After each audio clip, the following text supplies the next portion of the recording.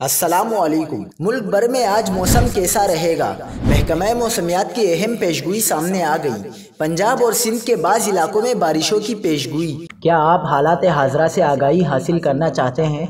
खबर के पीछे छुपे असल हक़ाइक़ जानना चाहते हैं तो अभी सब्सक्राइब कीजिए जिलमिल पाकिस्तान को और साथ ही घंटी के निशान पर क्लिक कर दें। आपको बताते चलें कि कराची का मतलब जुज़वी अबरालूद गर्मी का जोर टूटने लगा।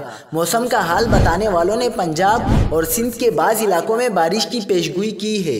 कश्मीर में भी बादल बरसने का इम्कान है। महकमा मौसमियात के मुताबिक आज गुजरांवाला, लाहौर, सियालकोट और नारोवाल में चंद मकामात पर गरज चमक के साथ बारिश का इम्कान है। सिंध में थरपारकर, उमरकोट, मिट्टी और बदीन में बादल बरसने की तवक्को है। इस्लामाबाद में रात के वक्त बारिश की पेशगोई है। महकमा मौसमियात का कहना है कि शहर काइद में समंदरी हवाएं बहाल होना शुरू हो गई हैं, जिसके बाइस आज से गर्मी की शिद्दत में भी कमी आएगी। दूसरी जानिब 20 सितंबर के बाद शहर काइद में बारिश होने के कवी इम्कानात हैं।